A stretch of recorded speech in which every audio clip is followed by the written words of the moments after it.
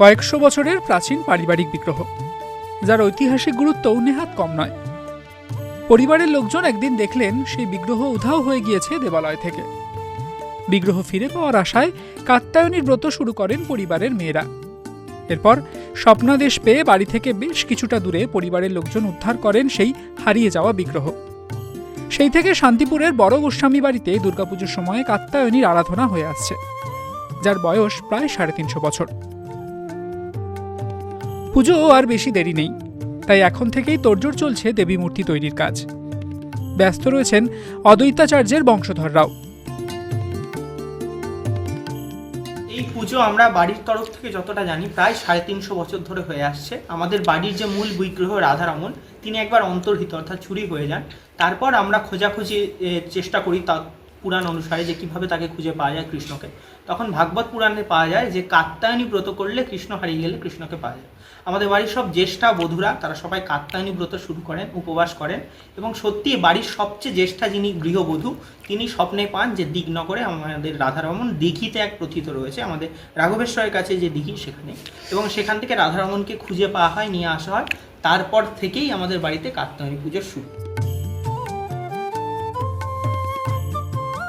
পুজোর বিশেষত্ব সম্পর্কে জেনে নেওয়া যাক পরিবারের সদস্যদের কাছ থেকেই। পূজার বিশেষত্ব বলতে আপনারা দেখতেই পাচ্ছেন যে আমাদের 8টা হাত প্রতীকী থাকে, মায়ের কোনো অস্ত্র থাকে না, 2টো হাতই মূল থাকে। এটা আমাদের বাড়ির বিশেষত্ব বলতে পারেন। এছাড়াও মূর্তিতে দেখবেন কার্তিক গণেশ উল্টো দিকে রয়েছে, শাস্ত্র অনুযায়ী যেটা হয় না।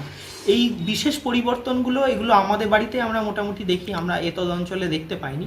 এবং আমাদের বাড়ির পুজোর আর একটা বিশেষত্ব, আমাদের নিজস্ব পুঁথি আছে, সেই পুঁথিতে পুজো হয়। এবং বাড়িতে আর একটা বিষয় হচ্ছে, যেহেতু আমরা বৈষ্ণব, শাক্ত রীতিগুলোর থেকে বিপরীত রীতির দ্বারা আমরা পুজো করার চেষ্টা করি, তারই কিছু প্রতীকী নিদর্শন আপনারা দেখতে পাচ্ছেন।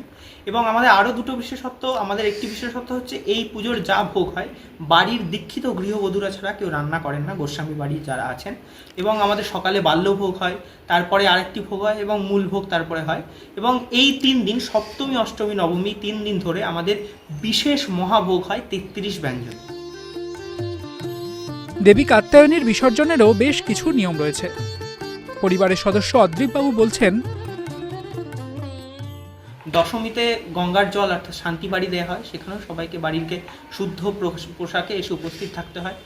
আর একটা বিষয় আছে আমাদের হচ্ছে মায়ের বিসর্জন, সেটা হচ্ছে আমাদের সম্ভবত আমাদের কাত্যায়নী মায় বাংলায় বোধহয় প্রথম বিসর্জন হয়। তার কারণ আমাদের মায়ের বিসর্জনের পরেই রাধারমণের নিত্য ভোগ পূজা করা হয়, অর্থাৎ মায়ের বিসর্জন না হলে মায়ের ভোগ পূজা হবে না। ঠিক আছে, তো তার জন্য আমরা বিশ্বাস করি যে মায়ের যেহেতু ঘট নড়ে যাচ্ছে, প্রাণ চলে যাচ্ছে দেহ থেকে, তাই যেহেতু প্রাণ চলে গেলে আমরা তাকে দ্রুত স্বস্থানে ফিরিয়ে নেওয়ার চেষ্টা করি, নিজের ধামে নিয়ে যাওয়ার চেষ্টা করি, মাকেও আমরা দ্রুত সেই নিয়ে যাওয়ার চেষ্টা করি থাকি। বিগ্রহ ফিরে পাওয়ার পরে কাত্যায়নীর পুজো শুরু করেছিলেন বড় গোস্বামী পরিবারের সদস্যরা। সেই থেকে দুর্গাপুজোর সময় পরিবারে কাত্যায়নীর ব্রত হয়ে আসছে। ইটিভি ভারত, নদিয়া।